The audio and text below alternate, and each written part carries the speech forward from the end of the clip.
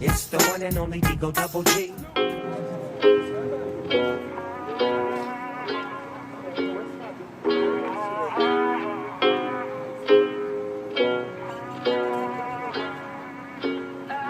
Yeah, I'm gonna take my horse to the old town road. I'm gonna ride till I can't no more. I'm gonna take.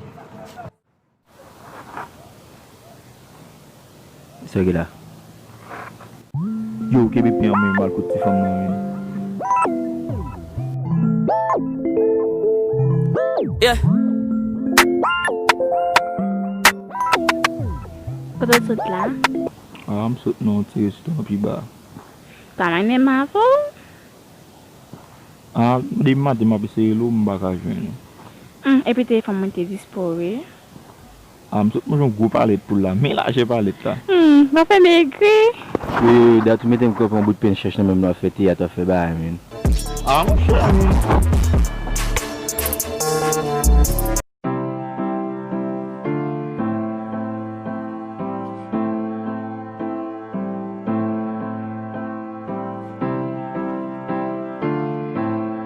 Oh, sa mi se fèm tali an la.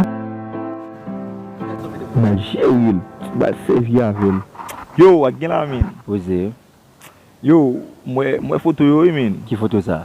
Foto ti dam nan men. Ki ti dam sa men? Ti dam ki etan le a mon chè men. Ba ki es non? Ti dam gwo bouda baz. Ba ki es mon chè? Ti dam ki gospou wa men. Mwen men. Oui men. Pa ki te jete petit la non men. Ti so pale, de ki so pale la men? Amzo men, ti dam an le a mon chè men. Tak gospou wa baz. Mwen ba ki es baz? Mon chè men. Ti dam gwo bouda amzo baz. Sa kan set pou wa men. Seriz mwen ba ki es? E madam ou men. Fò jiri sa.